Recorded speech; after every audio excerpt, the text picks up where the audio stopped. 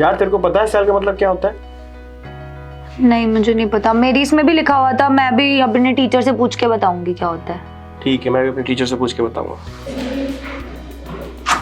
Good morning sir. Very good morning sir, मेरे को एक बात पे कंफ्यूजन हो रहा है कि सेल क्या होता है? अच्छा, सेल सेल होता है भाई रिमोट में लगने वाली बैटरी। ओके। ये घड़ी में भी लगती है बैटरी। घड़ी वाली बैटरी ना? हाँ, ये सेल होता है। सर, ये सेल क्या होता है?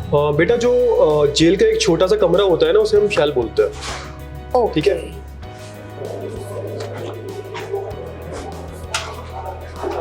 सैंडी सैंडी, मेरे सर ने बताया कि सेल का मतलब ना जेल का एक छोटा कमरा होता है। अरे मेरे सर ने बताया बैटरी होता है। जेल का छोटा कमरा होता है। अरे बैटरी होता है। जेल का छोटा कमरा होता है। अरे बैटरी होता है। यार क्यों लड़ रहे हो तुम दोनों?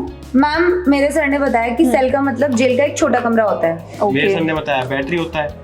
सेल का मतलब वैसे मोबाइल फोन भी होता है। देखा? मैं नहीं पढ़ रही। तो जैसे कि आप लोगों ने वीडियो में देखा कि अलग अलग सब्जेक्ट के अकॉर्डिंग सेल की अलग अलग डेफिनेशन हो सकती है, लेकिन क्योंकि आज हम अपना एक बायोलॉजी का चैप्टर करेंगे तो बायो के अकॉर्डिंग सेल का क्या डेफिनेशन होता है उसके ऊपर हम फोकस करेंगे। और जिन बच्चों को नहीं पता तो हम बता दें, हम आपके विनय भैया और आपको पढ़ाएंगे हम बायोलॉजी। ठीक है, तो बहुत सारी वीडियोस की हेल्प से, ढेर सारे एनिमेशंस की हेल्प से और एक्सपेरिमेंट भी करे हमने। ठीक है, तो उन सब की हेल्प से हम अपने चैप्टर को कवर करेंगे। ऐसा लगेगा मूवी देख रहे हो, कब मूवी खत्म हो जाएगी ये पता ही नहीं लगेगा। ओके, चलिए जी, सो शुरू करते हैं अपनी क्लास बढ़िया तरीके से और बड़े ही प्यार से। सो यहाँ पे देखिए, सबसे पहले बेसिक एकदम, मतलब आपको लगेगा कि सर ये तो मजे मजे में खत्म हो गया, पता भी नहीं लगा। तो सेल की डिस्कवरी हुई कैसे?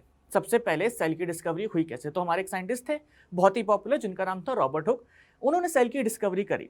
अब सवाल उठता है कि सर सेल की डिस्कवरी करी तो ठीक है, लेकिन करी कैसे? मतलब ये सोचने वाली बात है कि अचानक से ऐसा क्या हुआ उनको कि उन्होंने सेल की डिस्कवरी कर ली। तो बेसिकली हुआ क्या था, उसके लिए हमें थोड़ा सा बाहर जाना पड़ेगा स्टूडियो से, तो चलते हैं। तो यहाँ पे आपको मेरे पीछे दिख रहा है एक बहुत ही सुंदर सा पेड़। ये जो हमारा पेड़ है, इसकी आउटर मोस्ट लेयर को हम कहते हैं बार्क, और इसी से बनता है कॉर्क। हेलो, मेरे बाबू ने खाना खाया? ये आवाज़ कहाँ से आ रही है यार? मेरे बाबू ने क्यों नहीं खाया? बाबू, मम्मी से लड़ाई हो गई तो खाना नहीं खाया?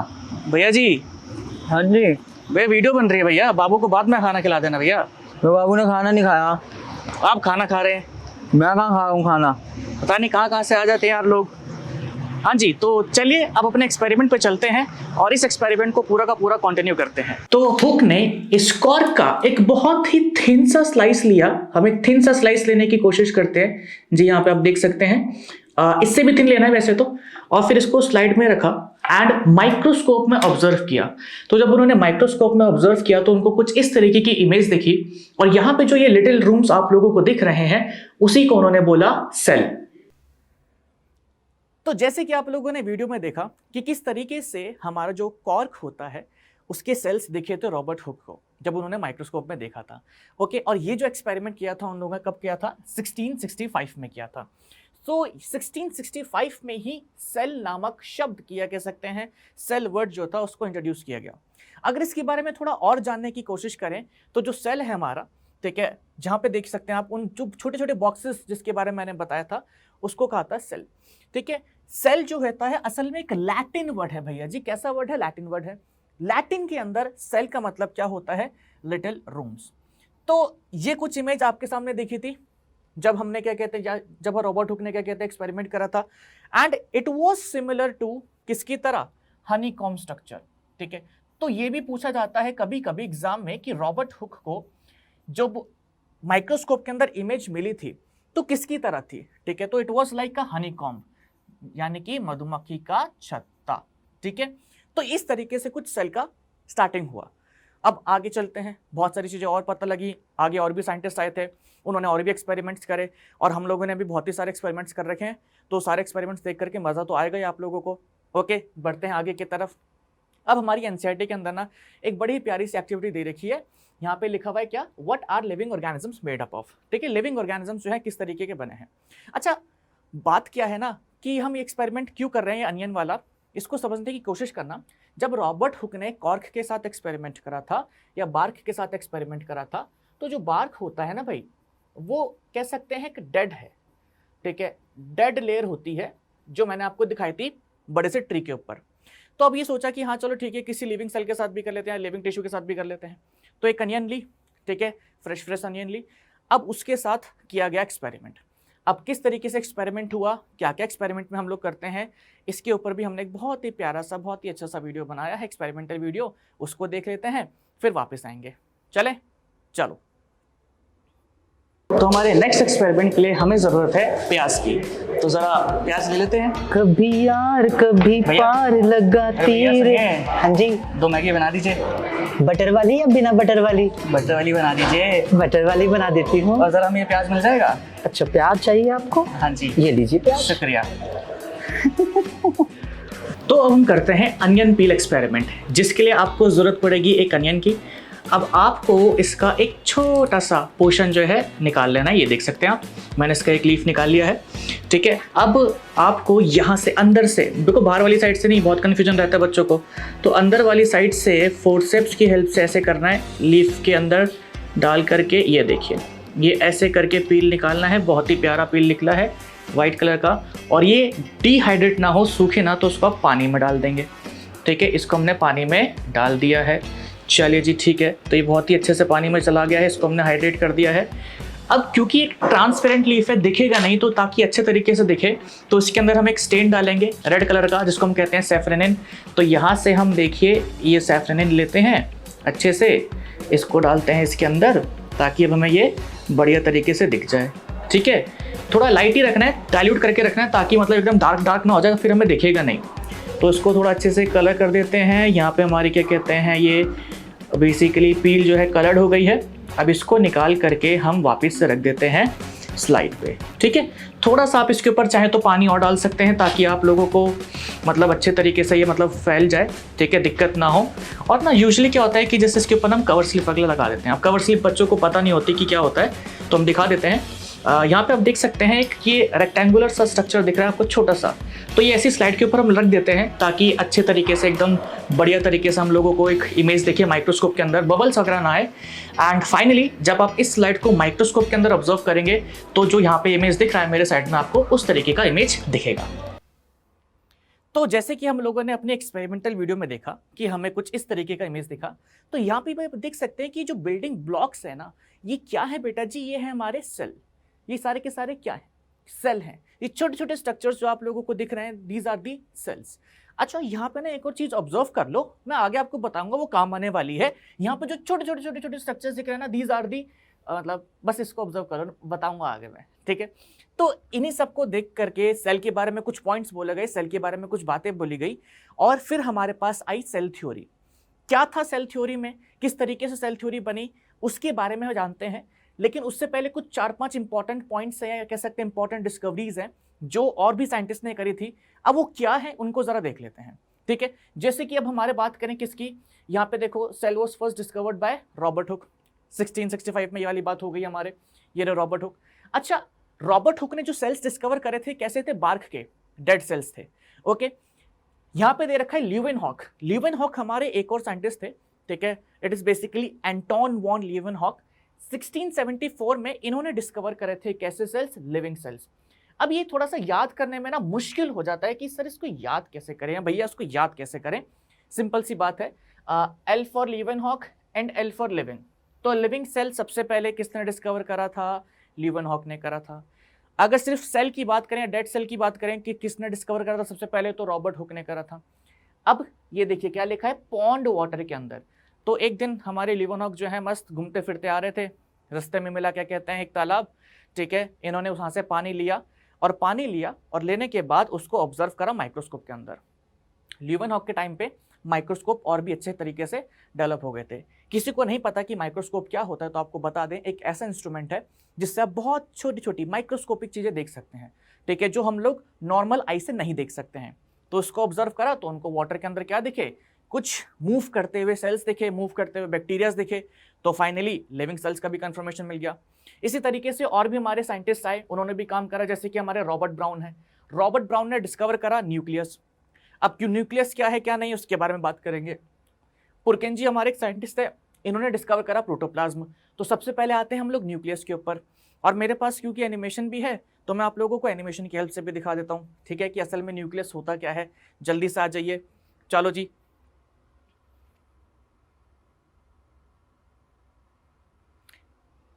तो यहाँ पे आप लोगों को एक सेल दिख रहा है। अच्छा, जैसे हमारे पास ब्रेन होता है उसी तरीके से सेल के अंदर एक सेंटर पार्ट में यहाँ पे देख सकते हैं स्फेरिकल स्ट्रक्चर होता है। इसको हम क्या कहते हैं? न्यूक्लियस कहते हैं। अभी बस मैं आप लोगों को दिखा रहा हूँ कि दिस इज न्यूक्लियस, ये देख लो, दिस इज न्यूक्लियस। क्या इसका फंक्शन है, क्या नहीं है, आगे हम लोग जानेंगे। अच्छा, ये तो न्यूक्लियस हो गया जो हमारे रॉबर्ट ब्राउन ने डिस्कवर करा था। अब बात आती है किसके ऊपर? प्रोटोप्लाज्म के ऊपर, कि प्रोटोप्लाज्म क्या होता है, जो पुरकेंजी ने डिस्कवर करा था, तो वो भी देख लेते हैं।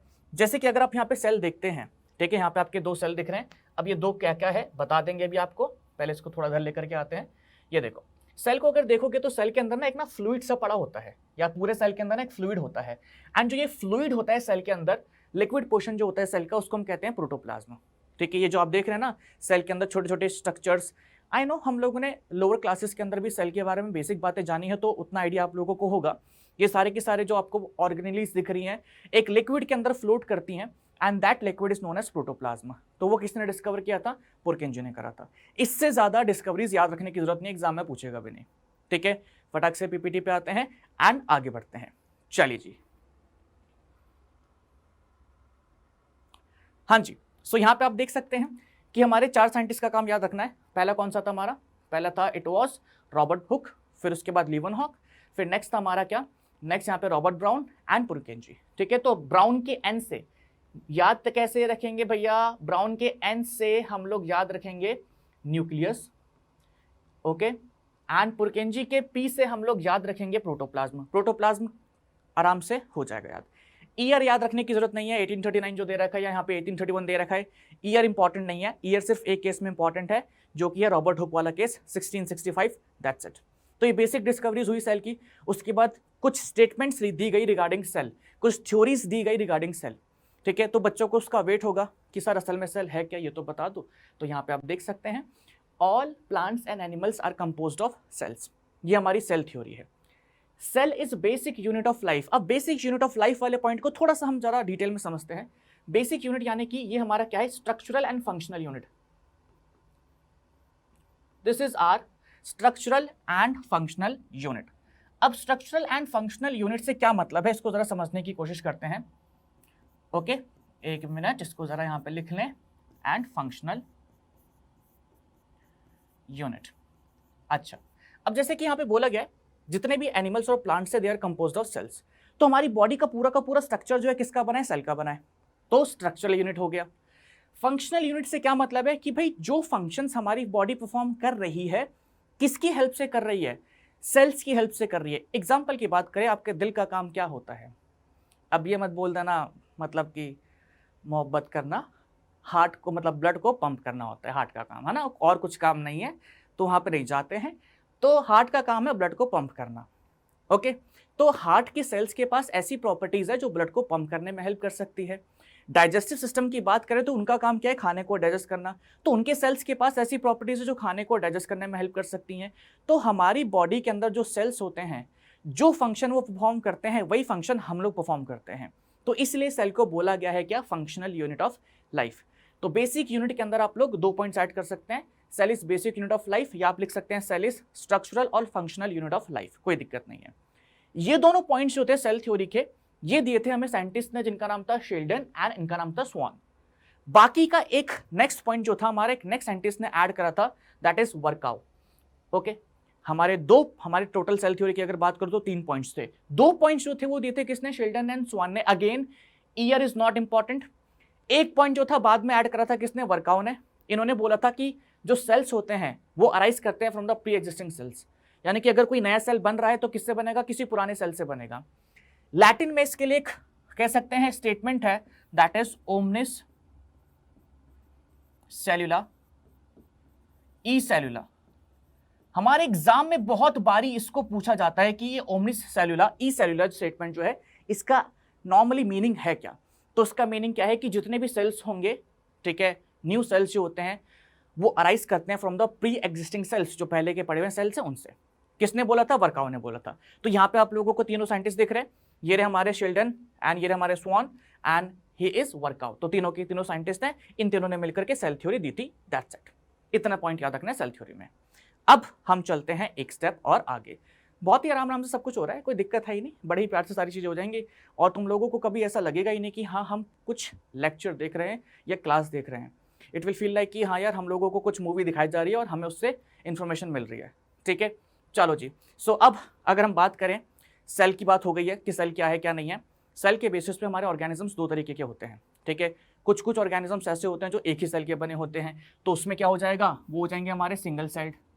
ओके, या आप उसको कह सकते हैं यूनिसेल्युलर सिंगल सेल्ड, या आप कह सकते हैं क्या यूनिसेल्युलर ऑर्गेनिजम्स, या एनिमल्स भी कह लो, कोई दिक्कत नहीं है।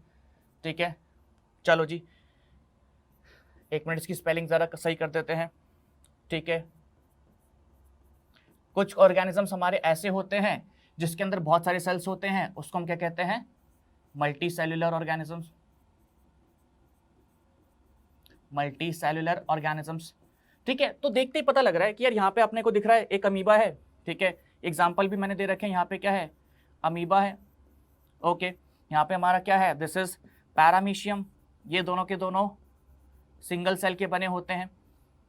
और यहाँ पे आपको दिख रहा है ह्यूमन, यहाँ पे आपको दिख रहा है डॉग, तो ये हमारे बहुत सारे सेल्स के बने होते हैं। अच्छा, मल्टी सेल्युलर में और यूनिसेल्युलर में बेसिक डिफरेंस क्या है? अब एक सिंपल सी बात को समझिए आराम से। जब आप लोग अपने घर पे अकेले होते हैं तो सारा का सारा काम खुद से करना पड़ता है। ठीक है, वो होता है ना कि सफाई भी, शॉपिंग भी।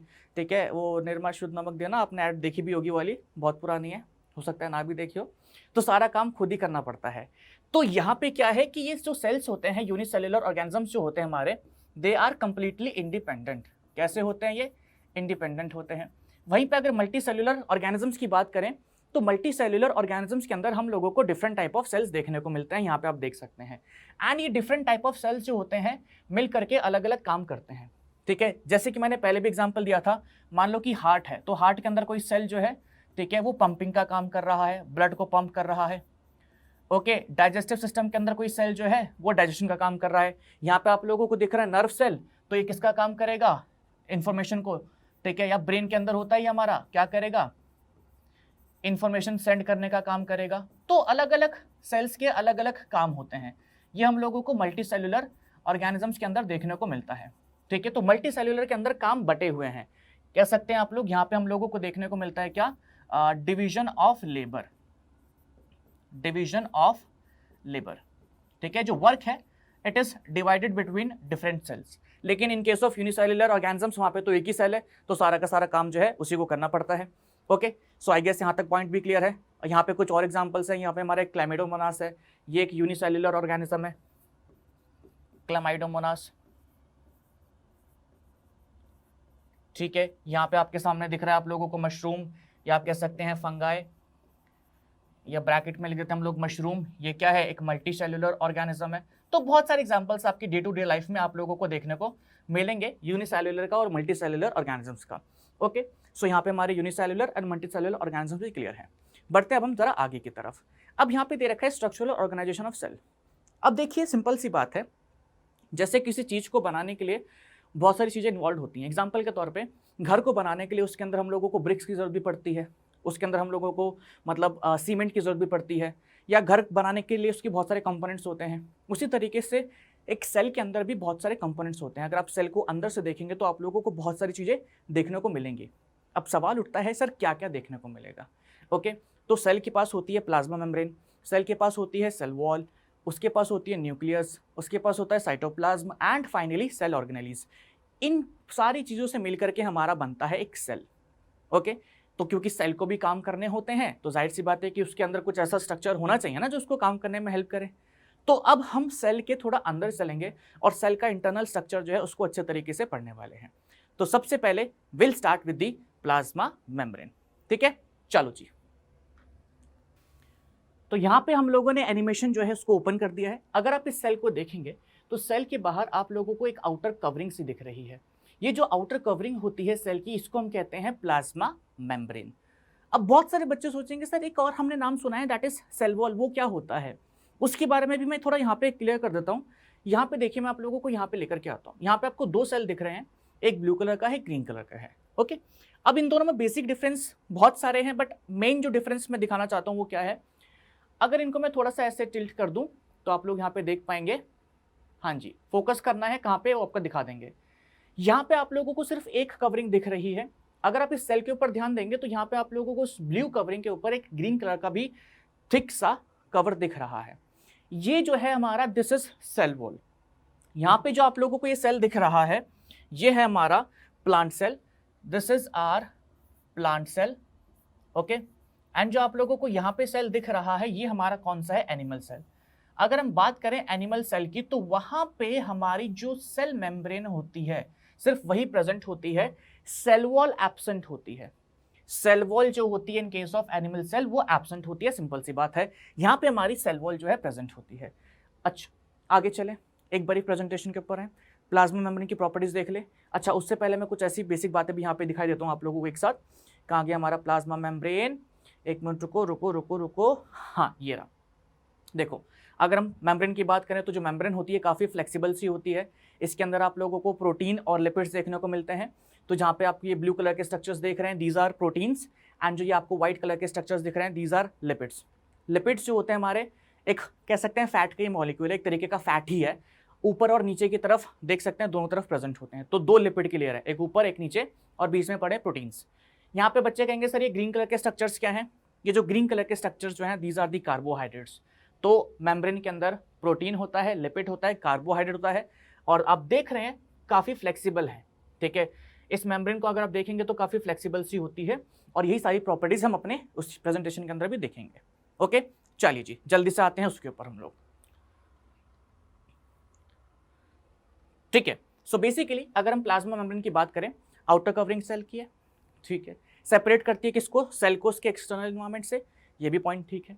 अच्छा अगर हम बात करें यहाँ पे कुछ इंपॉर्टेंट पॉइंट है, ये क्या लिखा हुआ है, अलाउज और permit the entry and exit of some materials in and out of the cell, okay. And next is prevent movement of other molecules. तो ये जो मेम्ब्रेन होती है कुछ चीज़ों की एंट्री और एग्जिट को अलाउ करती है, और बाकी जो है उसको आने जाने नहीं देती है। तो जो हमारा नेचर होता है किसका, मेम्ब्रेन का, दैट इज सेलेक्टिवली परमेबल। ये कैसी होती है, सेलेक्टिवली परमेबल होती है। अब सेलेक्टिवली परमेबल से क्या मतलब है, इसको हम जरा समझने की कोशिश करते हैं। हमारे 2-3 टर्म्स हैं, ठीक है। First is permeable. अब परमेबल क्या होगा, नाम से ही पता लग रहा है, अगर आप इसका मीनिंग भी देखोगे तो आपको पता लग जाएगा, एक ऐसी चीज जिसके थ्रू हर कोई पास हो जाए, परमेबल। अच्छा फिर आता है हमारा semi permeable, semi permeable, okay.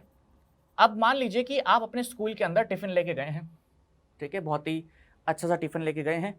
आपकी क्लास में कह सकते हैं 20 बच्चे हैं, इतने होते नहीं, ज़्यादा होते हैं, बट ठीक है 20 बच्चे हैं। आपने बोला कि कोई भी 10 जो है मेरा टिफ़िन शेयर कर सकते हैं। आपने ये नहीं करा कि हाँ भाई मतलब कि इस 10 में से ये बंदा खा सकता है, ये नहीं खा सकता है। आपने बोला कि कोई भी 10 के साथ मैं अपना टिफ़िन शेयर कर दूंगा। इस एग्जाम्पल से नहीं समझना, इससे समझ लो कि जब सेमी का मतलब कोई भी सामने अगर मान लो 20 चीज़ें प्रेजेंट है, उसके अंदर से किसी आधी चीज़ों को आने दे रही है मेम्ब्रेन, तो सेमी परमेबल है।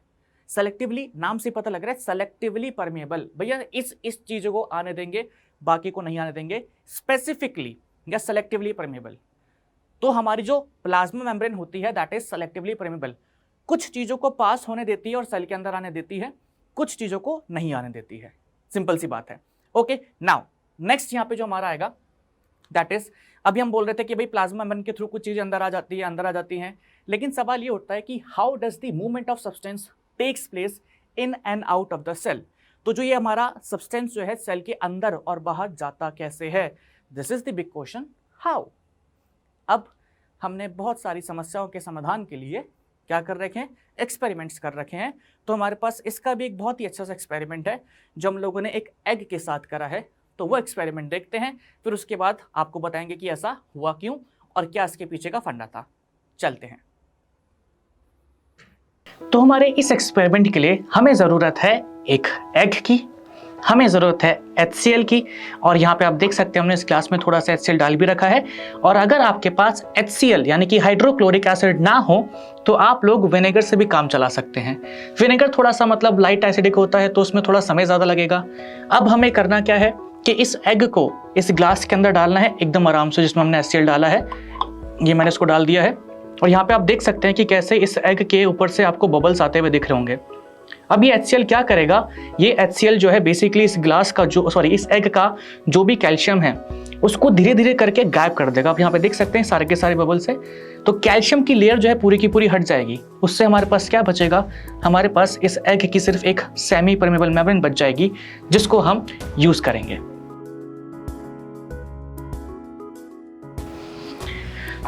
अब अप्रॉक्सीमेटली 4 से 5 घंटे बाद अगर आप देखेंगे ध्यान से, तो ये जो HCl है इसने पूरे के पूरे एग के शेल को डिसॉल्व कर दिया है। तो हम यहाँ से एसिड निकाल लेते हैं। तो हमने इस ग्लास में एसिड निकाल दिया है एंड इस एग को अगर आप देखेंगे तो बहुत ही हल्के तरीके से, देखो उसके ऊपर कोई भी शेल नहीं है, इसको हम डाल देते हैं एक सोल्यूशन में। इसके ऊपर यहाँ पे आपको एक वाइट कलर की मेम्ब्रेन दिख रही है, बहुत ही आराम से काम करना है। एंड ये वाइट कलर की मेम्ब्रेन जो है हमारी, this is semi permeable membrane of egg, और इसको मैंने डाल दिया है एक सॉल्ट सोल्यूशन के अंदर। ये है हमारा एक हाइपरटोनिक सोल्यूशन एंड अब हम इसको ऑब्जर्व करेंगे हम अप्रॉक्सीमेटली 1 आवर बाद। तो अब जैसे कि 1 घंटा हो चुका है एंड यहाँ पे आप देख सकते हैं इस एग के अंदर से जो पानी है वो बाउल में आ गया है, क्योंकि यहाँ पे हुआ है ऑस्मोसिस, पानी का मूवमेंट हुआ है from high concentration to low concentration. और अब इस कॉन्सेप्ट को समझने के लिए चलते हैं अपनी वीडियो की तरफ, तब तक आप इस एग को देखिए।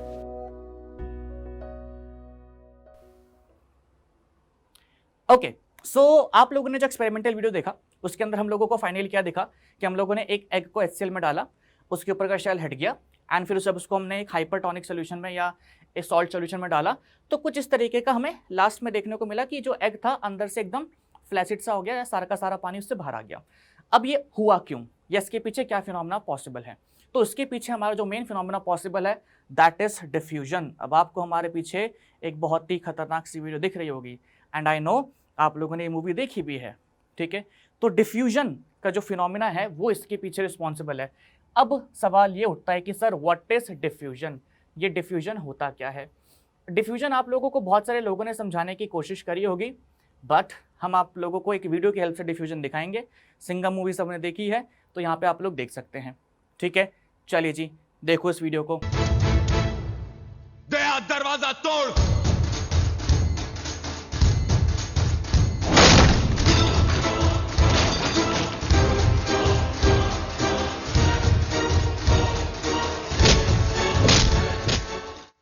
और फिर आगे का तो प्रोसेस आपको पता ही है कि क्या इनकी हालत होती है।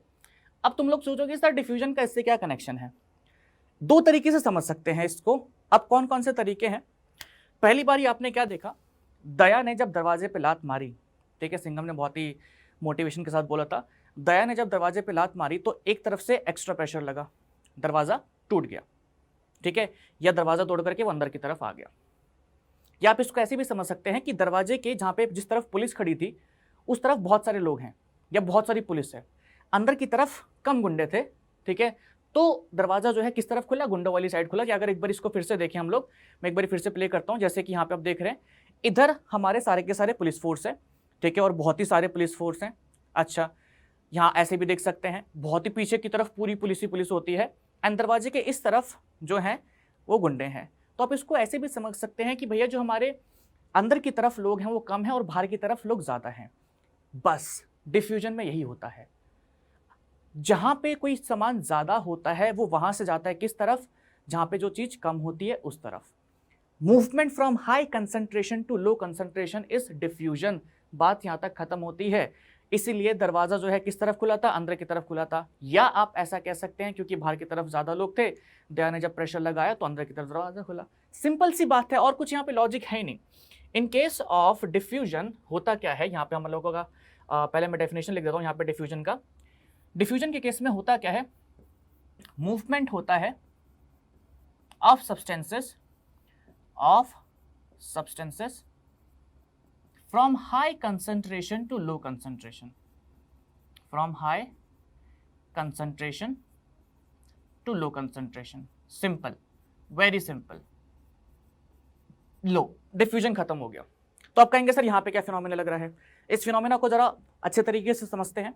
आपके एनसीईआरटी में एक एक्सपेरिमेंट और दे रखा है, या कह सकते हैं एक्टिविटी टाइप की और दे रखी है कि 3 तरीके के सोल्यूशंस हैं, आरबीसीज को उसमें डालोगे तो क्या होगा, या एनिमल सेल को उसमें डालोगे तो क्या होगा। हालांकि हमारा एग भी जो है एक एनिमल सेल ही है। तो उसके बारे में ज़रा डिस्कस करते हैं कि क्या क्या पॉसिबल केस होते हैं बट उससे पहले हम लोगों को जानना ज़रूरी है कि हमारा बेसिकली सोल्यूशंस कितने टाइप के होते हैं।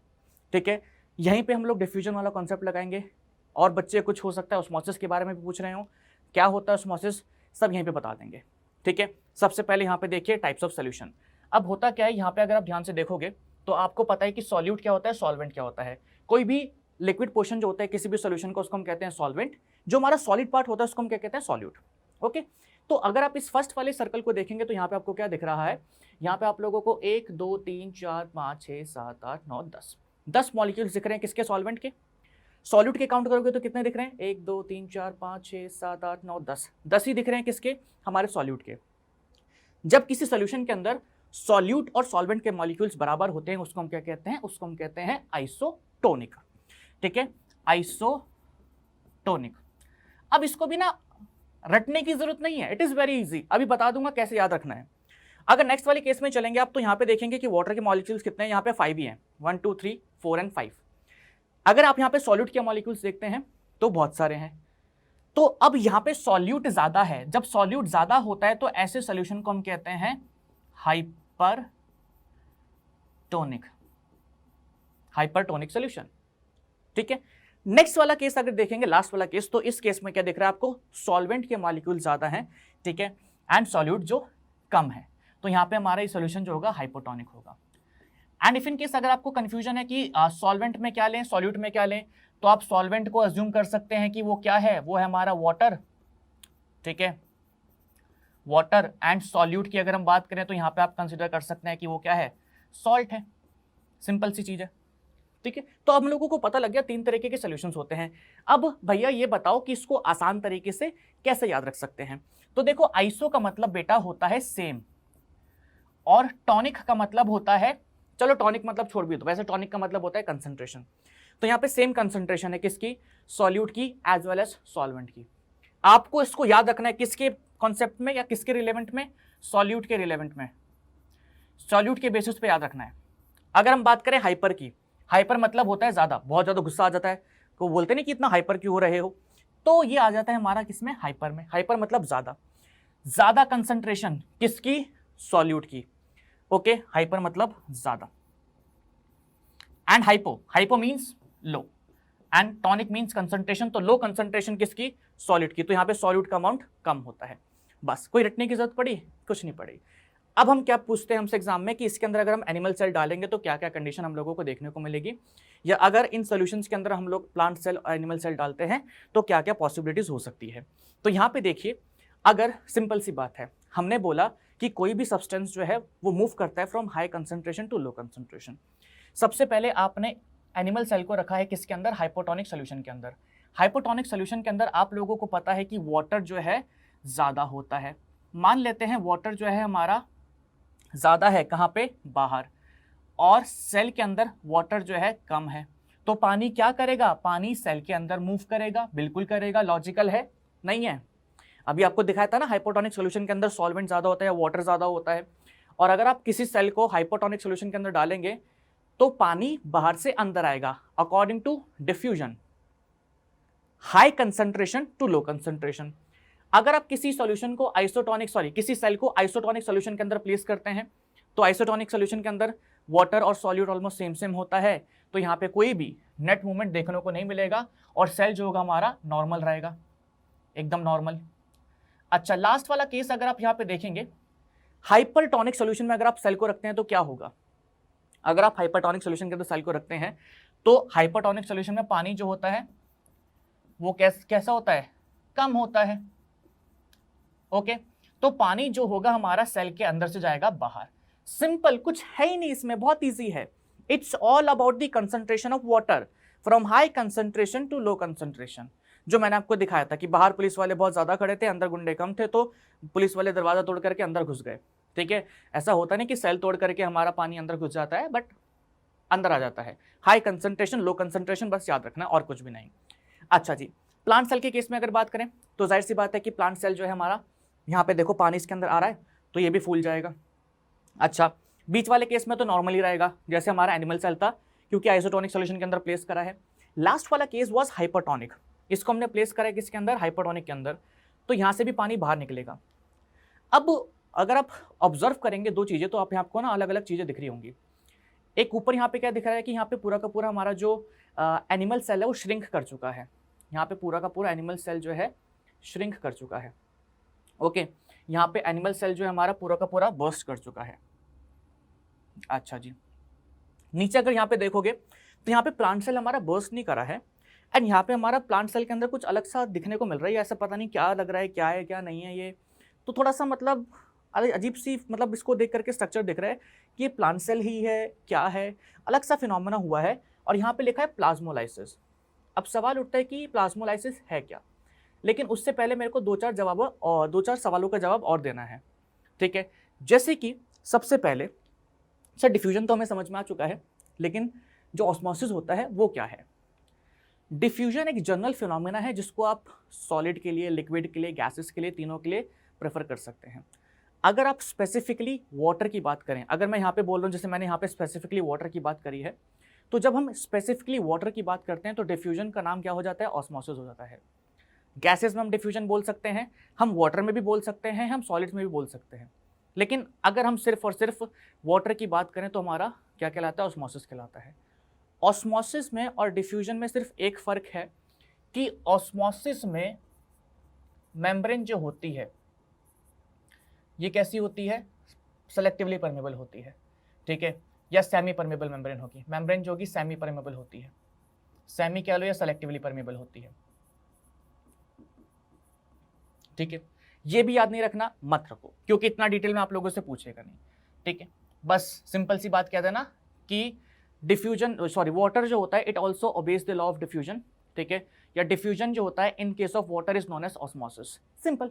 ठीक है, डिफ्यूजन जो होता है किसके अंदर, इन वाटर,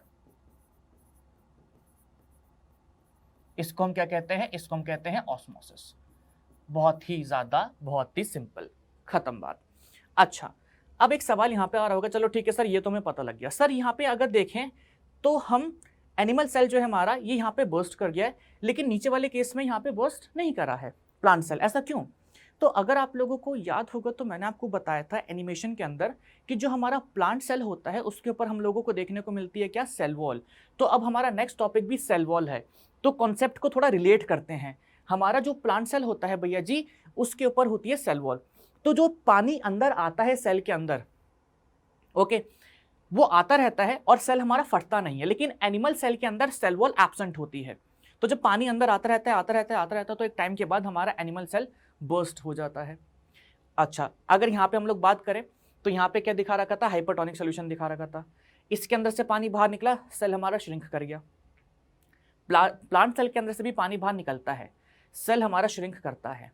लेकिन ये क्या हो रहा है, इस जरा केस को जरा ध्यान से समझने की कोशिश करते हैं। और अब हम आते हैं किसके ऊपर, सेल वॉल के ऊपर। सेल वॉल जो है बेसिकली क्या है हमारा, इसके बारे में जरा जानते हैं। In case of plant cell, सिर्फ प्लांट सेल में ही देखने को मिलती है। In case of plant cell हमारा जो आउटर मोस्ट कवरिंग होता है, ठीक है, यहाँ पे आप देख सकते हैं, मैं यहाँ पे दिखा रहा हूँ, ये देखो, ये जो आपको दिख रहा है इसको जूम करके भी जरा देख लेते हैं। चलिए जी, ओके, सो ये अंदर प्लाज्मा मेम्ब्रेन है। प्लाज्मा मेम्ब्रेन के ऊपर एक और कवरिंग दिख रही है, this covering is known as cell wall. Cell wall जो होती है हमारी, ये बनी होती है किसकी, सेल्यूलोज की। किसके केस में, प्लांट्स के केस में। ठीक है, ओके। एनिमल सेल में तो एब्सेंट होती है, एनिमल में ये होती है एब्सेंट, कोई दिक्कत नहीं है। अगर हम इसके बारे में और कुछ जाने तो सेल वॉल काफ़ी कैसी होती है, रिजिड होती है, यानी कि टफ। ओके, कूल है। Next point is cell wall जो है इट इज परमेबल, अनलाइक हमारा plasma membrane which is selectively permeable, cell wall जो होती है इज परमेबल।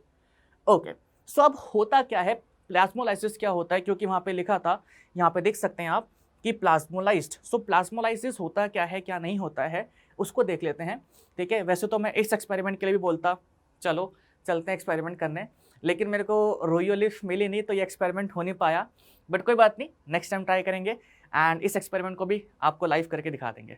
ओके, सो आप लोगों को एक रोयो लीफ लेनी है एंड अब नहीं पता रोयो लीफ कौन सी होती है, तो सिंपल सी लीफ है, पीछे पिंक कलर की होती है एंड क्या कहते हैं, ये एक तरफ से ग्रीन कलर की होती है। ये जो पिंक कलर है it is because of special pigment जिसको हम एंथोसाइनिन कहते हैं। Not compulsory to remember, anthocyanin, okay, so इस लीफ का आपको लेना है पील, जैसे हम लोगों ने अनियन का लिया था। फिर उसको डालना है किसके अंदर, हाइपरटोनिक सोल्यूशन के अंदर, जिसके अंदर सॉल्यूट ज़्यादा होता है। हाइपरटोनिक सोल्यूशन के अंदर डाला, चिल है, कोई दिक्कत नहीं है। अब उसके बाद आप लोग क्या ऑब्जर्व करेंगे, आप लोगों को यहाँ पे कुछ इस तरीके का इमेज देखने को मिलेगा। यहाँ पे हुआ क्या है, इस चीज़ को बहुत ही ध्यान से समझिए। एक इसका नॉर्मल इमेज भी मैंने यहाँ पे लगा रखा होगा, चलो कोई बात नहीं, यहाँ पे देख लेते हैं। यहाँ पे हुआ क्या है, ध्यान से समझिए कि जो हमारा सेल वॉल है ना, क्योंकि वो रिजिड है तो वो अपनी जगह पे ही है। जो सेल वॉल है वो हमारा रिजिड है तो वो अपनी जगह पे ही है, लेकिन प्लाज्मा मेम्ब्रेन बीइंग फ्लेक्सिबल, जब पानी निकला तो प्लाज्मा मेम्ब्रेन श्रिंक करके अंदर की तरफ आ गई है। समझ रहे हो मैं बोलना क्या चाह रहा हूँ? देखो इसको जूम करके ज़रा देखते हैं। यहाँ पे देखेंगे अगर आप, तो सेल वॉल जो है आपको लाइट लेयर में दिख रही होगी, सेल वॉल अपनी जगह पे है। ये पिंक कलर का जो आप लोगों को स्ट्रक्चर दिख रहा है, दिस इज अपना प्रोटोप्लाज्मा, और उसके अराउंड प्लाज्मा मेम्ब्रेन होगी। तो सेल वॉल अपनी ही जगह पर है, लेकिन उसके अंदर से पानी निकल के हमारा बाहर आ चुका है, जिस कारण, and the reason is because of osmosis and because of that plasma membrane shrink कर गया है। तो जो ये श्रिंकेज होता है किसका, प्लाज्मा मेम्ब्रेन का, अवे फ्रॉम सेल वॉल, ठीक है। When a plant cell is placed in hypertonic solution, this condition is known as plasmolysis. So आप यहाँ पे भी देख सकते हैं, when a plant cell loses water through osmosis, shrinkage or contraction of the content of cell away from cell wall occurs and that phenomena is known as plasmolysis। ठीक है, so simple सी चीज़ है, shrinkage of plasma membrane away from the cell wall, that's it। यहाँ पे हमारा plasmolysis भी होता है, finish. Let's move forward and अब हम यहाँ पे बात करेंगे न्यूक्लियस की। सो अनियन पिन वाले एक्सपेरिमेंट के अंदर आप लोगों को बोला गया था कि भैया एक ये जो ब्लैक डॉट्स दिख रहे हैं आप लोगों को, उसको याद रखना, आगे बताऊंगा मैं क्या होता है। सो दिस इज न्यूक्लियस, ठीक है, दिस इज न्यूक्लियस। एक चीक सेल वाला एक्सपेरिमेंट भी है, वो भी हम करेंगे, उसको बता देंगे कहाँ पे करना है, ठीक है। चलो न्यूक्लियस में दिखा देंगे आप लोगों को किस तरीके से एक्सपेरिमेंट होगा। जब न्यूक्लियस खत्म करेंगे उसके बाद चीक सेल वाला एक्सपेरिमेंट दिखा देंगे। तो यहाँ पे जो आपको ब्लैक डॉट्स दिख रहे हैं, these are nucleus. Nucleus is just like a brain. हमारी बॉडी को कंट्रोल करने के लिए ब्रेन की जरूरत पड़ती है। हो सकता है कि आपको कोई और कंट्रोल कर रहा हो, ठीक है, आपको कोई और ही अपने इशारों पर नचा रहा हो, बट मतलब any how brain is necessary.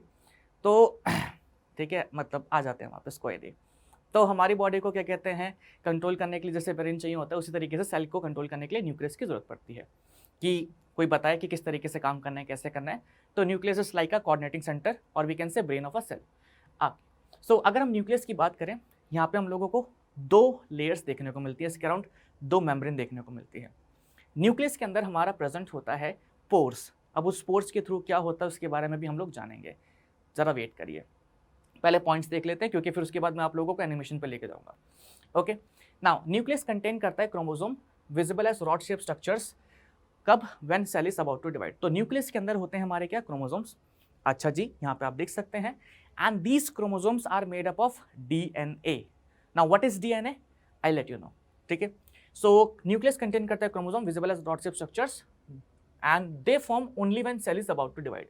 जब सेल डिवाइड करने की फॉर्म में होते हैं तभी ये बनते हैं, वरना पहले किसी और फॉर्म में प्रेजेंट होते हैं, पहले थ्रेड की फॉर्म में प्रेजेंट होते हैं, जिसको हम कहते हैं क्रोमैटिन। ओके, सो सबसे पहले हम आपको दिखाएंगे न्यूक्लियस की बेसिकली स्ट्रक्चर, एंड उसके बाद मैं आपको दिखाऊंगा कि what is DNA and how DNA, या कह सकते हैं how DNA turns into chromosome. Okay, 2 बातें दिखानी है, दोनों with help of animation. Within 5 minutes will finish this part. Okay, now let's come to the nucleus. Okay, so यहाँ पे देखो, so this is nucleus. Okay, यहाँ पे आप देख सकते हैं कि पहली बात तो ये, इसके पास 2 मेम्ब्रेन हैं। यहाँ पे भी देख लो, ओहो, यहाँ पे भी देख लो, एक मेम्ब्रेन ये रही, एक मेम्ब्रेन ये रही। यहाँ पे आप लोगों को दिख रहा है क्या, pore. This is nuclear pore. किस लिए होता है कि अगर बाहर से, और वी कैन से साइटोप्लाज्म वाले रीजन से, ठीक है, कोई सामान अंदर आना होगा तो न्यूक्लियर पोर के थ्रू अंदर आ जाएगा, या न्यूक्लियस के अंदर से कोई सामान बाहर जाना होगा तो वो बाहर चले जाएगा। एक और स्ट्रक्चर के बारे में मैं यहीं पे बता देता हूँ, बच्चे मुझसे पूछते हैं कि sir what is nucleolus, nucleolus क्या होता है। सो यहाँ पे आप देख सकते हैं कि इसके अंदर, न्यूक्लियस के अंदर आप लोगों को एक डार्क कलर का स्फेरिकल स्ट्रक्चर दिख रहा है, ठीक है।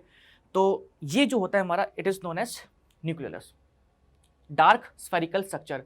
फिर दे आर लाइक कि भैया इसका फंक्शन भी बता दो, तो इसका फंक्शन क्या होता है, ये बनाता है राइबोसोम्स। अब राइबोसोम्स एक नया कॉन्सेप्ट है, या राइबोसोम एक नया टॉपिक है, इसको हम आगे देखेंगे। ओके, उसके बारे में भी हम बात करेंगे, बिल्कुल भी परेशान नहीं होना। इसके बाद हम लोग साइटोप्लाज्म में जाएंगे, उसके बाद राइबोसोम ही आएगा। तो न्यूक्लियोलस जो है, it is spherical structure, spherical structure किसके अंदर, न्यूक्लियस के अंदर, which helps in formation of ribosomes. Ribosome वाले पार्ट में फिर से लिखवा देंगे। ओके, अब इसके बाद हमें आपको दिखाना है ऑर्गेनाइजेशन ऑफ डीएनए जो न्यूक्लियस के अंदर होता है वो। सो अब उस एनिमेशन के ऊपर हम लोग चलते हैं। ओके, तो यहां पे आप लोगों को एक बड़ा सा थ्रेड लाइक स्ट्रक्चर दिख रहा है। This thread like structure is our DNA and may be बहुत सारे बच्चे हो सकते हैं दे आर लाइक कि भैया फुल फॉर्म तो बता दो डीएनए का।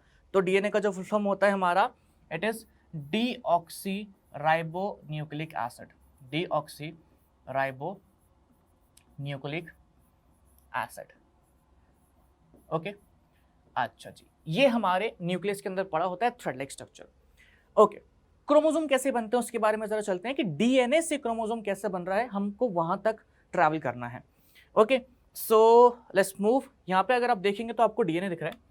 अब डीएनए जो होता है हमारा, it is wrapped around some proteins, यानी कुछ प्रोटीन्स के अराउंड रैप हो रखा होता है। क्योंकि मैं अगर आपको एक्चुअल लेंथ बताऊं डीएनए की तो it I guess it is around 2.2 metres.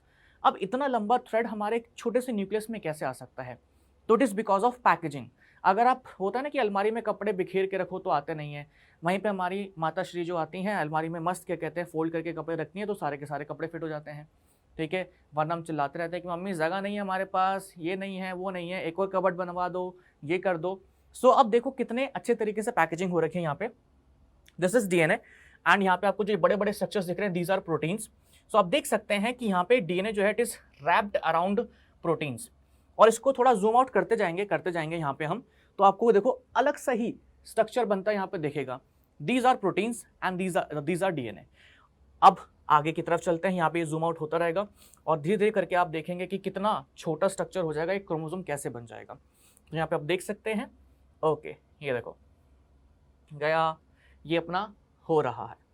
Okay, अब यहाँ पे देखें, ये देखो इनको, अब ये क्या होता है कि जैसे ये हमारा प्रोटीन था, ये हमारा डीएनए हो रखा है। अब धीरे धीरे करके सारी की सारी प्रोटीन्स इकट्ठा होने लग जाती हैं। तो यहाँ पे आप देख सकते हैं कि सारी की सारी प्रोटीन्स जो हैं अब इकट्ठा हो रही हैं एंड ये इकट्ठे होते होते दे फॉर्म, ये देखो अ थ्रेड लाइक स्ट्रक्चर। इस थ्रेड लाइक स्ट्रक्चर को हम क्या कहते हैं? इस थ्रेड लाइक स्ट्रक्चर को कहते हैं chromatin. Please do remember this thread like structure made up of DNA and proteins is known as chromatin. मैंने प्रेजेंटेशन में लिखा हुआ है, but please do remember DNA इस तरीके से यूजुअली प्रेजेंट होता है सेल के अंदर। जब सेल डिवाइड करने वाला होता है तो क्रोमोसोम बनता है, वरना डीएनए ऐसे ही पड़ा होता है क्रोमैटिन के फॉर्म में। तो जब मैं क्रोमैटिन बोलूं that means I am talking about this thread like structure formed of DNA and proteins. When I am talking about chromosome that means कि क्या है, हम किसकी बात कर रहे हैं? ये जो थ्रेड से, इस थ्रेड के पैक होने से जो स्ट्रक्चर बना है, दिस इज अपना क्रोमोसोम। यहाँ पे आप देख सकते हैं। सो दिस इज अपना chromosome. So there is difference between chromosome and chromatin. Chromatin is thread like structure, ठीक है, एंड क्रोमोसोम क्या है? These are the rod like structures made up of chromatin. इसको इस तरीके से भी ले सकते हैं कि chromatin is thread like structure made up of DNA and proteins, chromosomes are rod like structures made up of chromatin. Although chromatin के अंदर भी डीएनए एंड प्रोटीन्स होते हैं, तो जाहिर सी बात है कि क्रोमोसोम भी हमारा it is composed of DNA and proteins. But I guess it is clear now कि किस तरीके से डीएनए से हमारा क्रोमोसोम बनता है। These chromosomes are formed only during cell division. Normal time पे सिर्फ क्रोमैटिन ही पड़ा रहता है। That's it, please do remember this. Okay, now let's come back to presentation. So I guess यहाँ तक अब क्लियर है। न्यूक्लियस कंटेन करता है chromosome, visible as rod shape structure when cell is about to divide. Now chromosomes are composed of DNA and proteins. DNA molecule contain करता है the information necessary for constructing and organising cells. So DNA के पास सारी की सारी information होती है। DNA को हम जेनेटिक मटेरियल भी कहते हैं, जो हमारे अंदर इंफॉर्मेशन आती है, ठीक है, जो हमारे आंखें कैसी होंगी, बाल कैसे होंगे, सारे के सारी हाइट कैसी होगी, सारी की सारी इंफॉर्मेशन किसके पास होती है? डीएनए के पास होती है। Okay, so let's move to the next slide. यहाँ पे क्या बोला गया है? डीएनए मॉलिक्यूल कंटेन करता है, ये हो गया हमारा। Now this functional segment of DNA is known as gene. This functional segment of DNA is known as gene. अब जैसे कि हमने बोला कि यार हमारी बॉडी के अंदर 2.2 मीटर लंबा डीएनए है, बट जो इंफॉर्मेशन है फॉर हाइट और we can say for eye colour, for hair pattern, जो भी इंफॉर्मेशन है, it is not present on entire DNA. अरे भैया इतना लंबा अगर डीएनए है so information is not present on entire part, it is present on some particular portion. जैसे कि मान सकते हैं यहाँ पे इन्फॉर्मेशन प्रेजेंट है फॉर हेयर, ओके, यहाँ पे इन्फॉर्मेशन प्रेजेंट है फॉर हाइट। सो इन्फॉर्मेशन जो है these are present on specific part and that specific part of DNA is known as gene. Simple, ठीक है, वेरी सिंपल।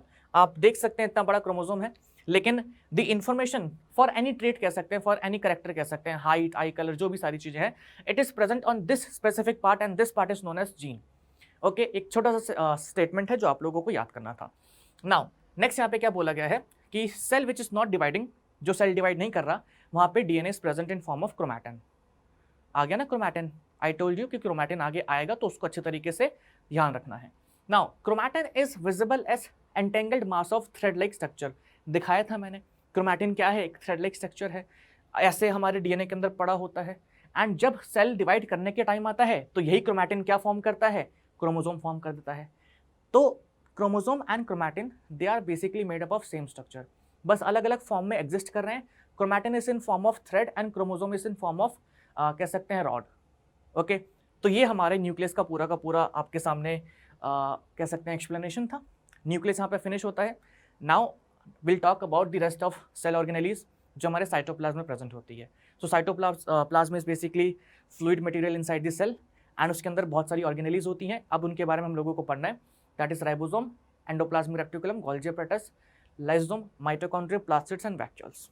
इन सारी ऑर्गेनेलीज को मतलब बहुत मेन पॉइंट्स, ठीक है, cause it is a one shot, so we have to discuss the main points, उसके बाद our chapter will be finished.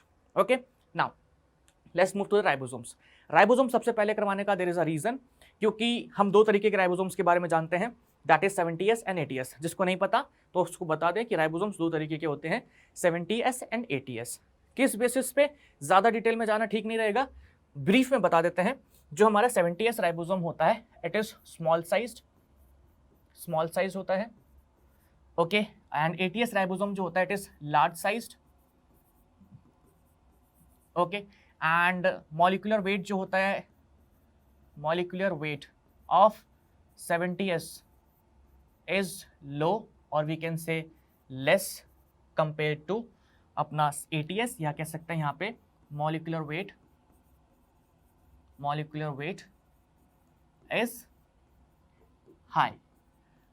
And ये जो राइबोसोम्स हैं, कौन बना रहा था इनको, न्यूक्लियोलस, जो प्रेजेंट था कहाँ पे, न्यूक्लियस के अंदर, dark spherical structure.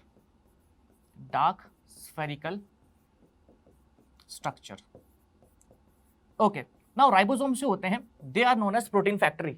Okay, why we call them protein factory, क्योंकि यहाँ पे प्रोटीन सिंथेसिस होता है, involve in protein synthesis, so they are protein factory.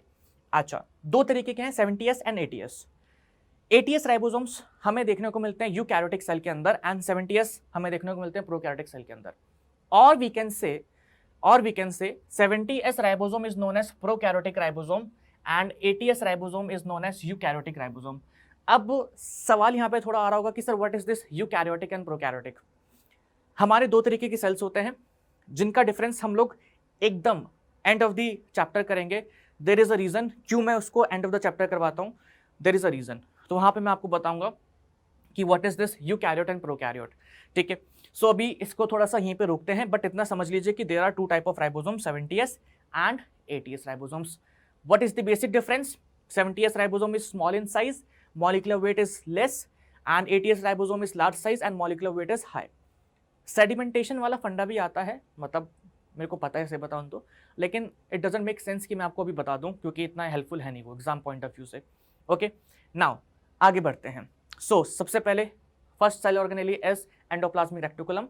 Endoplasmic reticulum क्या होता है, न्यूक्लियस के अराउंड एक नेटवर्क बना है किसका, बड़ी बड़ी शीट्स का एंड ट्यूब्स का।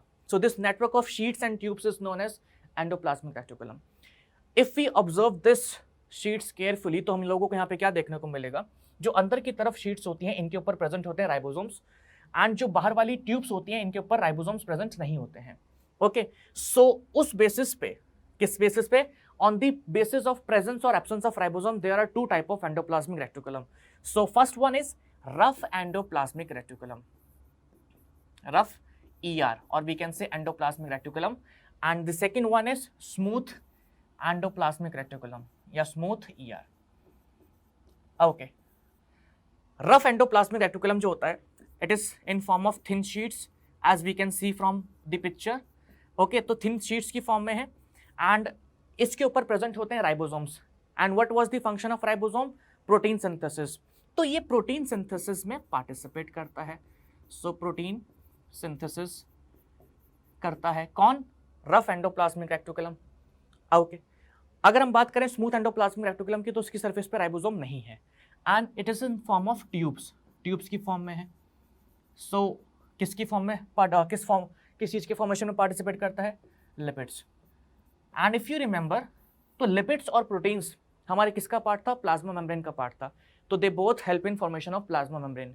अगर प्लाज्मा मेम्ब्रेन की ग्रोथ करवानी है तो it is with help of rough endoplasmic reticulum and smooth endoplasmic reticulum.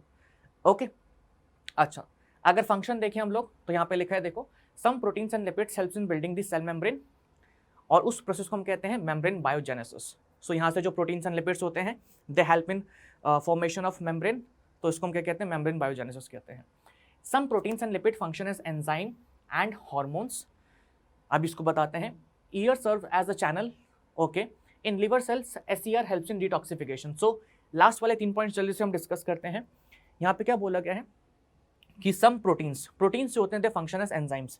Enzymes आपने केमिस्ट्री में पढ़ा होगा या आई गेस सुना होगा, नहीं सुना होगा तो इट्स ओके. कोई भी ऐसा सब्सटेंस जो किसी चीज़ को ब्रेक कर दे या बना दे उसको हम कहते हैं एंजाइम. ओके. आप किसी सब्सटेंस की हेल्प से 2 चीज़ों को जोड़ पा रहे हैं दैट इज एंजाइम. ब्रेक कर पा रहे हैं that is enzyme. Hormones chemical messengers, जो हमारी बॉडी के अंदर ऐसे केमिकल्स जो मैसेज को एक जगह से दूसरी जगह लेकर के जाए उसको हम कहते हैं हॉर्मोन्स. तो लिपिड्स जो होते हैं they act as hormones and proteins जो होते हैं they act as enzyme. Simple. Enzyme is something which can break a substance या helps in formation of a substance. Okay. And hormone is something जो क्या कर रहा है? मैसेज को एक जगह से दूसरी जगह ट्रांसफर कर सकता है. इन आवर बॉडी प्लांट्स में भी होते हैं वैसे. ओके, कूल है. Now ER serves as channel. Channel की क्या बात हो रही है यहाँ पे, उसको जरा समझते हैं. यहाँ पे देखिए सेंटर में प्रेजेंट होता है न्यूक्लियस. यहाँ पे अपना न्यूक्लियस है एंड यहाँ पे कोई भी चीज़ अगर साइटोप्लाज्म से हमारे किस में आनी होती है? न्यूक्लियस में आनी होती है, तो इट कम्स थ्रू ER. तो ER जो होता है it serves as channels between nucleus and the cytoplasm.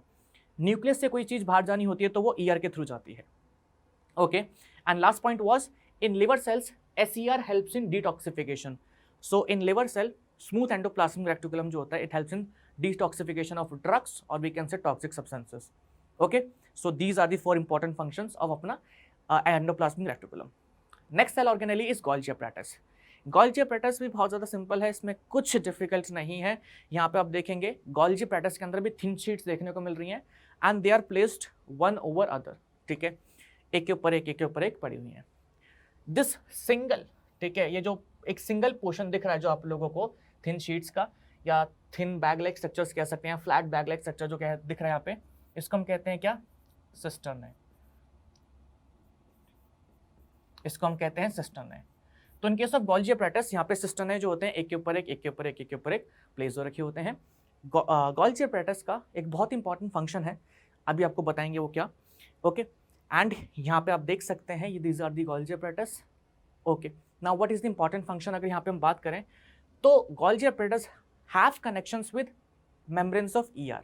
Endoplasmic reticulum membrane के साथ इनका कनेक्शंस हैं एंड कनेक्शंस आर इनडायरेक्ट. कैसे कनेक्शंस हैं? इनडायरेक्ट कनेक्शंस हैं. नाउ अब इनडायरेक्ट कनेक्शन से क्या मतलब है बताते हैं. आपको अपने किसी खास दोस्त को कोई लेटर सेंड करना होता है तो खुद नहीं देते हो, किसी के थ्रू देते हो ना, कि ब्रो प्लीज़ ये उनको आप लेटर दे देंगे, है ना, या वहाँ से कोई लेटर आता है तो किसी के थ्रू आता है.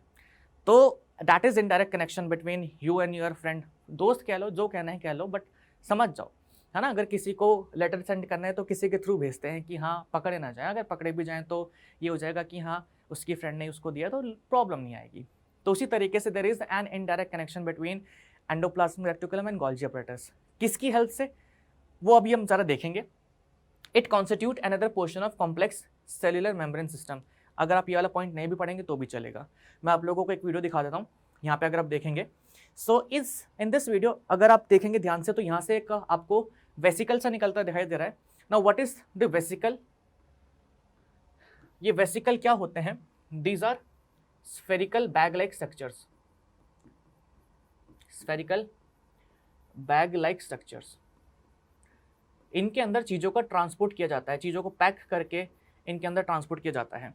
So if you see, endoplasmic reticulum से वेसिकल्स निकल रहे हैं और वो आकर के गोल्जी अपरेटस के अंदर डिसॉल्व कर रहे हैं। ठीक है, ये देखो यहाँ से निकल के गोल्जी अपरेटस के अंदर डिसॉल्व कर जाते हैं। तो उससे क्या होता है कि जो सामान एंडोप्लाज्मिक रेटिकुलम से आ रहा होता है वो गोल्जी अपरेटस के अंदर चले जाता है। और ईआर से मैक्स मतलब ईआर से मोस्टली क्या ही आ सकता है? Proteins and lipids. तो गोल्जी अपरेटस जो होता है इन प्रोटीन्स को और लिपिड्स को स्टोर करता है, इफ़ नेसेसरी मॉडिफिकेशन करता है। एंड उसके बाद यहाँ पे आप देख सकते हैं कि गोल्जी अपरेटस से भी क्या निकल रहे हैं? वेसिकल्स निकलेंगे।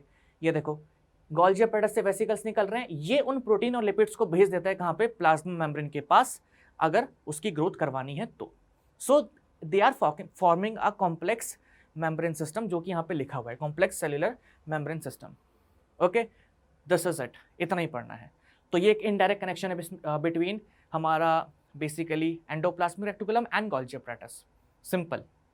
Okay, now functions of GA is complex sugars may be made from simple sugars in Golgi apparatus. Complex sugars from simple sugars, यानी कि इसको ज़रा सिंपल सी टर्म्स में समझते हैं कि आप लोगों ने क्या करा, आप लोगों ने एक ब्रिक की हेल्प से, ओके, या कह सकते हैं आप लोगों ने बहुत सारी ब्रिक को ज्वाइन किया तो क्या बन जाएगा? एक वॉल बन जाएगी। उसी तरीके से ग्लूकोज जो होता है हमारा, glucose is a simple sugar. इसका फॉर्मूला होता है C6H12O6। जब आप बहुत सारे ग्लूकोज के मॉलिक्यूल्स को जोड़ देंगे, यानी कि C6H12O6 ब्रैकेट में यहाँ पे लिख देते हैं पावर n। जब आप बहुत सारे ग्लूकोज के मॉलिक्यूल्स को आपस में जोड़ देते हैं तो बनता है एक complex sugar. Okay, that is starch. So this is starch.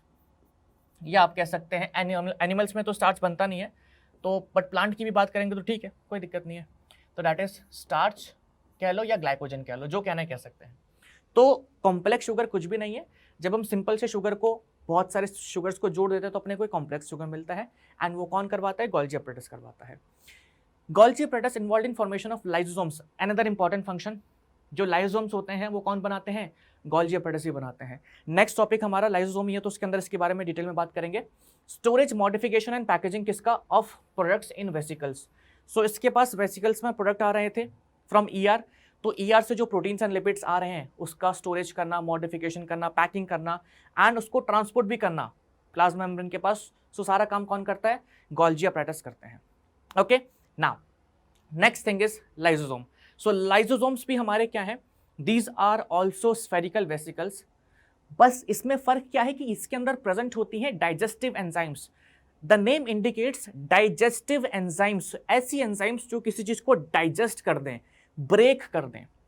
Okay, तो इसके अंदर क्या पड़ी होती हैं? इसके अंदर होती हैं डाइजेस्टिव एंजाइम्स। अगर वो एंजाइम्स एक्सपोज हो जाती हैं, बाहर निकल जाती हैं, तो आसपास की पड़ी चीज़ों को वो डाइजेस्ट कर देंगी, जैसे कि प्रोटीएसिस। सम एग्जाम्पल्स, ठीक है, कुछ एग्जाम्पल्स मैं दे देता हूँ कि प्रोटीएसिस ये प्रोटीन को डाइजेस्ट कर देता है, लाइपेसिस ये फैट्स को या लिपिड्स को डाइजेस्ट कर देता है। ओके, एंड आप कह सकते हैं कार्बोक्सीपेप्टाइडेस, कार्बोक्सी या कह सकते हैं, हाँ कार्बोक्स, वो कह सकते हैं कार्बोहाइड्रेसिस कह सकते हैं, कार्बोक्सी नहीं कार्बोहाइड्रेसिस कह सकते हैं। एक मिनट रुको, मतलब these are not necessary but मैं ऐसे ही मेंशन कर रहा हूँ, कार्बोहाइड्रेसिस। तो ये कुछ एंजाइम्स हैं जो हमारी लाइसोसोम के अंदर प्रेजेंट होती हैं। कौन बनाता है इसको? इसको बनाता है Golgi apparatus. But the important part is जो एंजाइम होती हैं लाइसोसोम के अंदर वो कहाँ से आती है? It comes from endoplasmic reticulum. And which part of endoplasmic reticulum? Rough endoplasmic reticulum. तो जो एंजाइम्स आ रही हैं जो एंजाइम्स आ रही हैं इसके अंदर, they come from RER, rough endoplasmic reticulum. Please do remember, Golgi apparatus बस उस एंजाइम को मॉडिफाई करके पैक करके एक वेसिकल के अंदर निकाल देता है, but the source of enzyme is rough endoplasmic reticulum. तो ये क्या है? मेम्ब्रेन बाउंड सेक है, ये बैग है filled with digestive enzymes, waste disposal system of cell. Why we call lysosome a waste disposal system, क्योंकि कोई भी अगर वेस्ट सब्सटेंस सेल के अंदर प्रेजेंट होता है, ओके, तो लाइसोसोम उसके पास जाता है, उसको मस्त जादू की झप्पी देता है, जिस वजह से वो जो वेस्ट सब्सटेंस होता है लाइसोसोम के अंदर आ जाता है एंड फिर वो उसको अपने अंदर डाइजेस्ट कर लेता है। सिंपल, ठीक है। जो भी वेस्ट पड़ा होगा जा करके एक झप्पी उसको पकड़ के अपने अंदर ले आए, एंड क्योंकि इसके अंदर क्या पड़ी है, डाइजेस्टिव एंजाइम्स पड़ी हुई हैं, तो ये उस सब्सटेंस को पूरा का पूरा डिस्ट्रॉय कर देगा या डाइजेस्ट कर देगा।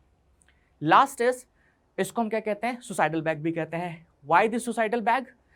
क्योंकि जब कोई सेल खराब होता है तो न्यूक्लियस हमारे लाइसोसोम को बोलते हैं कि आप फट जाइए, and this lysosomes break.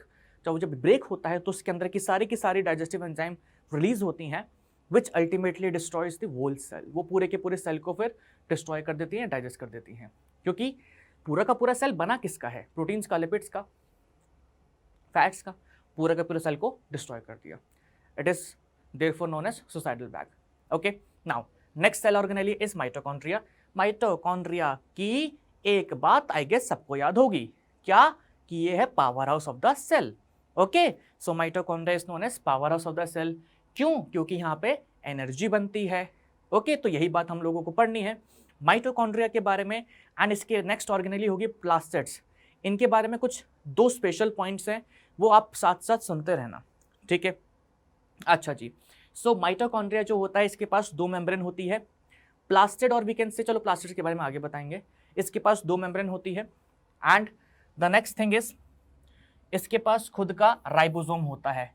But please point to be noted my Lord, इसके अंदर जो राइबोसोम होता है वो होता है कौन सा, 70S वाला, या कह सकते हैं प्रोकैरियोटिक।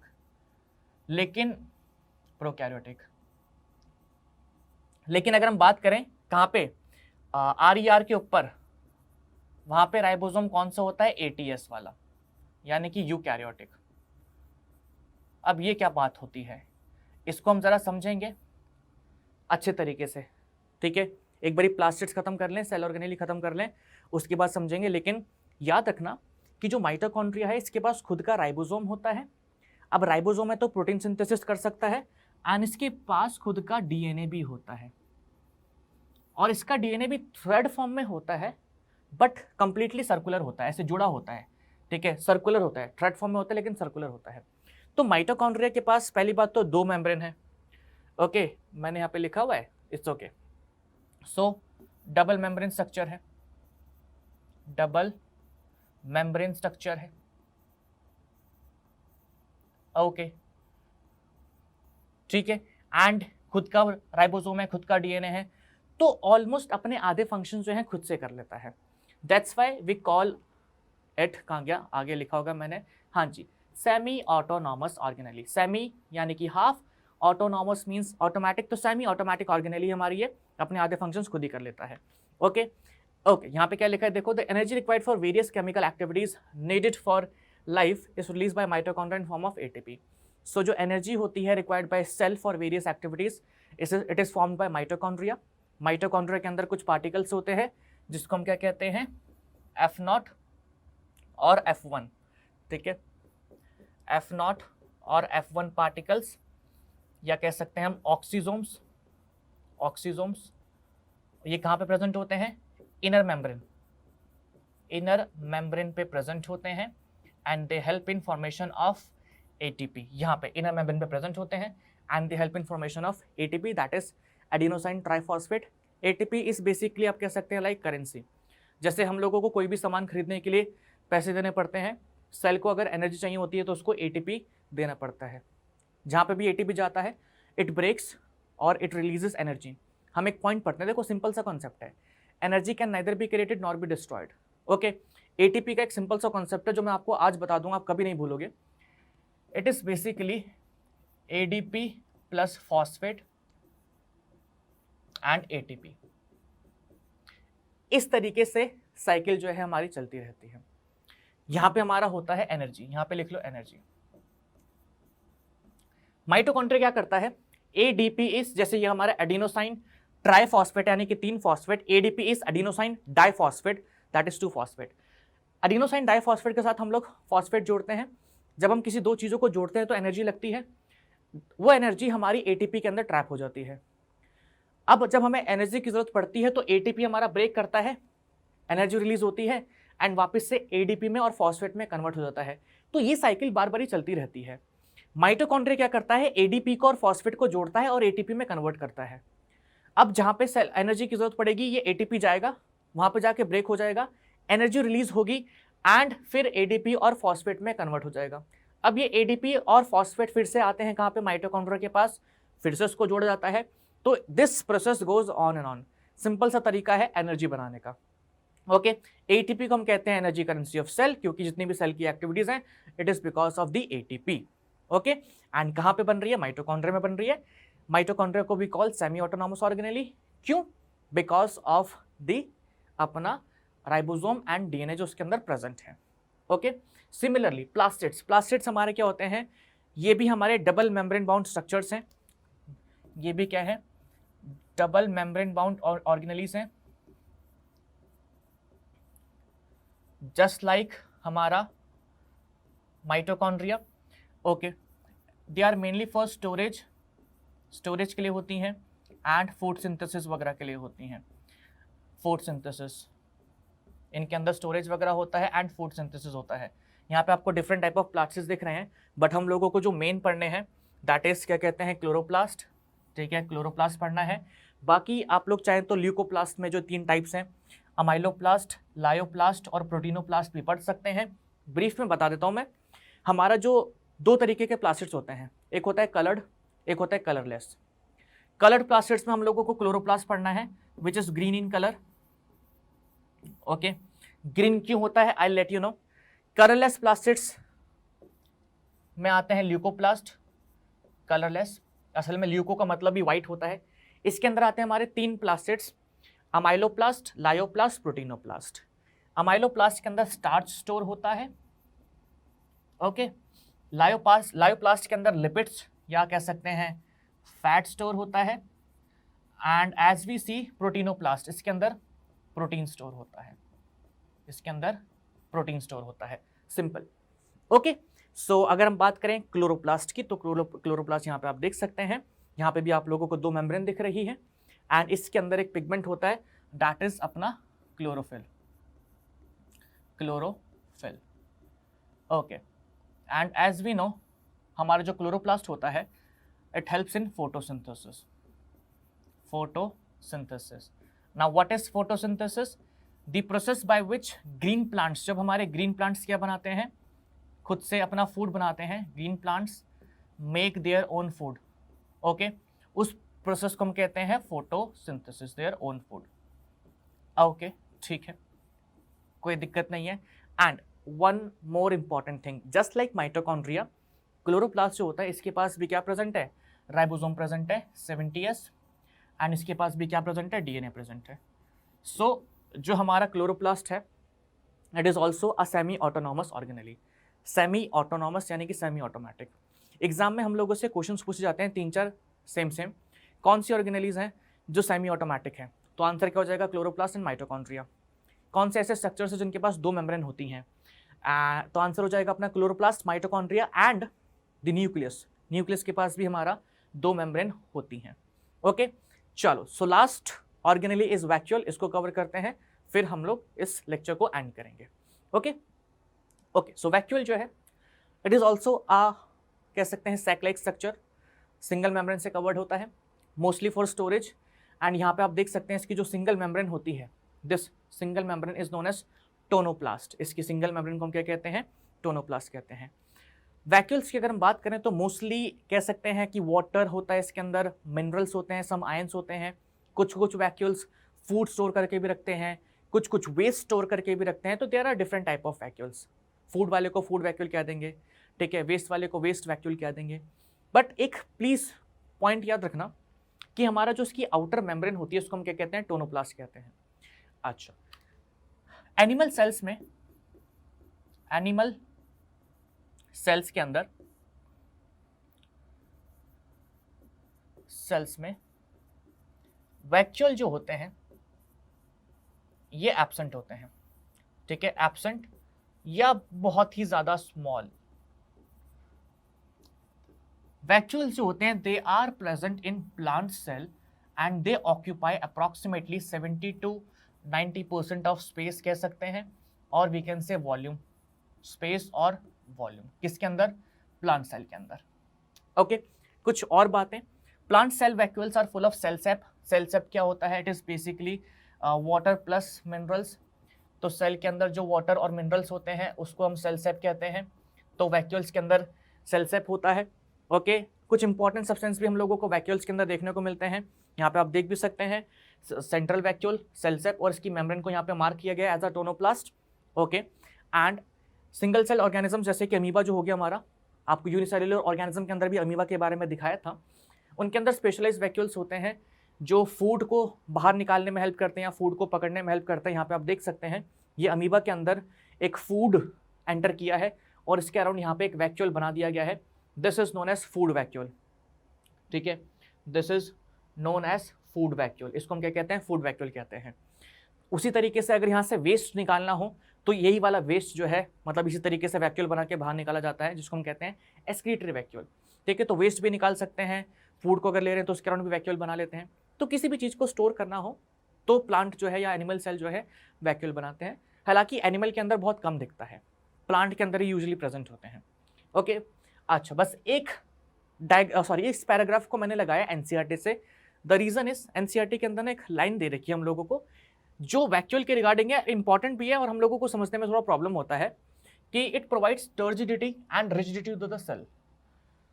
वैक्यूल जो होते हैं they are full of cell sap, इसके अंदर वाटर होता है, मिनरल्स होते हैं, and they provide turgidity and rigidity. Turgidness मतलब बेटा सेल को ना क्या करता है, थोड़ा सा मतलब स्वेल करके रखता है, यानी कि अच्छे से एक्सपैंड करवा के रखता है, टर्जिडिटी। ओके एंड रिजिडिटी, थोड़ा रिजिड बना के रखता है। अगर आप प्लांट सेल से वैक्यूल निकाल लेते हैं आधा काम तो वहीं पे खत्म हो जाएगा। ओके क्यों, क्योंकि जब प्लांट सेल के अंदर vacuole 70 to 90% of volume occupy कर रहा है, तो अगर आप उसको निकाल देंगे तो सेल तो बेचारा हमारा अंदर से खाली हो जाएगा। तो क्योंकि वो सेल सेप से भरा है तो इट प्रोवाइड्स टर्जिडिटी, अंदर से कह सकते हैं इंटरनल रिजिडनेस प्रोवाइड करता है। बाकी जो पॉइंट्स यहाँ पे लिखे हैं आपको पहले बता दिए हैं अमीबा के रिगार्डिंग एंड बाकी सारी चीज़ों के रिगार्डिंग। तो यहाँ पे हमारी सेल ऑर्गेनेलिज भी होती हैं फिनिश। नाउ आपको बोला था लास्ट में 2 टर्म्स मेरे को बताने हैं। ठीक है, that is prokaryotic cell, that is, एक मिनट रुको, सॉरी, चलो, so that is prokaryotic and eukaryotic. Okay 2 तरीके के हमारे सेल्स होते हैं, कुछ भी नहीं करना है अब आप लोगों के लिए, it is very easy. Prokaryotic and eukaryotic. Prokaryotic में बस इतना याद रखना है कि यहाँ पे हमारी membrane bound organelle absent, membrane bound organelles जो है ये होती हैं एब्सेंट। ओके एब्सेंट, अच्छा जी, यानी कि यहाँ पे हम लोगों को जिन भी मेम्ब्रेन्स के अराउंड जिन भी ऑर्गेनेलिस के अराउंड मेम्ब्रेन होती है वो देखने को नहीं मिलेगी। इन केस ऑफ प्रोकैरियोट्स यहाँ पे सिर्फ हमें देखने को मिलते हैं राइबोसोम्स, राइबोसोम्स, वो भी कैसे, सिर्फ 70S टाइप। अच्छा, यहाँ पे न्यूक्लियस के अराउंड मेम्ब्रेन वगैरह भी कुछ नहीं होती है, तो इसके न्यूक्लियस को हम क्या कहते हैं, न्यूक्लियोइड कहते हैं। इसके न्यूक्लियस को हम कहते हैं न्यूक्लियोइड। ओके अगर हम बात करें यूकैरियोट्स की तो यहाँ पे मेम्ब्रेन बाउंड ऑर्गेनेलीज प्रेजेंट होंगी। Ribosome in case of, ribosome जो होते हैं इन केस ऑफ यूकैरियोट्स हम लोगों को दोनों देखने को मिलते हैं, 70S as well as 80S। 70S किसके अंदर, माइटोकॉन्ड्रिया और क्लोरोप्लास्ट के अंदर, 80S हमारा साइटोप्लाज्म में, और या कह सकते हैं हम रफ एंडोप्लाज्मिक रेटिकुलम के ऊपर, और यहाँ पे हमारा ट्रू न्यूक्लियस एग्जिस्ट करता है। ओके तो ये पॉइंट्स आप लोग खुद से लिख सकते हैं। यूकैरियोट्स थोड़े से बड़े साइज के होते हैं, प्रोकैरियोट्स थोड़े छोटे होते हैं, ये बेसिक से पॉइंट्स हैं, but the main point are these 3, तो ये ऐड कर लेना। ओके यहाँ तक हमारा पोर्शन जो है पूरा का पूरा फिनिश होता है। एंड अगर आपने ये वीडियो पूरा देखा है तो डेफिनेटली आप लोगों को पसंद आया होगा। So thanks for watching and do like, ठीक है, अगर अच्छा लगा है तो। बाकी मैंने आपसे कहा था कि एक चीक सेल वाला एक्सपेरिमेंट करेंगे हम, तो चीक सेल वाले एक्सपेरिमेंट की वीडियो इसके बाद देख लेना। तब तक के लिए bye and see you in the next lecture. Thank you so much. तो हमारे नेक्स्ट एक्सपेरिमेंट के लिए हमें ज़रूरत है चीक सेल्स की। वैसे तो अपने चीक सेल के साथ भी एक्सपेरिमेंट कर सकते हैं, लेकिन दूसरों के साथ एक्सपेरिमेंट करने में मज़े आते हैं, तो ज़रा मांग लेते हैं। और भैया आपके बाबू ने खाना खाया नहीं खाया? क्या भैया क्या हो गया? आपके जरा चीक सेल्स लेने थे। भैया ये क्या दिखा रहे हो? ये क्या अरे है? इससे ना डरिए, ये तो सर ऐसी है, आप चीक सेल्स दे दीजिए जरा। फिर बाहर से नहीं, अंदर से चाहिए। अंदर से चाहिए। शुक्रिया शुक्रिया शुक्रिया। अब इन चीक सेल्स के साथ हम अपने आगे का प्रोसेस करते हैं। तो अब हम लेकर के आ गए हैं चीक सेल्स। जल्दी से आपको इस स्टिक को डालना है। यहाँ पे देखो ग्लास स्लाइड के ऊपर हम लोगों ने पानी ले रखा है। इस स्टिक को पानी में डिप कर देना ताकि जितने भी सेल्स स्टिक के ऊपर लगे हैं सारे के सारे पानी में ट्रांसफर हो जाएं। एंड उसके बाद आप लोगों को यहाँ पे डालना है एक हमारा स्टेन जो कि ब्लू कलर का है, दैट इज मिथाइलिन ब्लू। इस स्टेन को लेना है अगेन फिर से फॉर द सेम रीजन, ताकि सेल्स अच्छे तरीके से दिखें। और थोड़ा लाइट ही रखना है। देखो बहुत ज़्यादा लाइट रख रखा है मैंने, ठीक है। इसको लाइट ही रखना है ताकि अच्छे तरीके से हमारा ये विजिबल हो, ज़्यादा डार्क ना हो। एंड फाइनली अगेन इसके ऊपर फिर से हम लोगों को कवर स्लिप लगा देनी है और फिर इसको हम माइक्रोस्कोप में ऑब्जर्व करेंगे। ठीक है, अब जब इसको माइक्रोस्कोप में ऑब्जर्व करेंगे तो कुछ इस तरीके की इमेज हमें दिखेगी। Bye and see you in the next lecture. Thank you so much.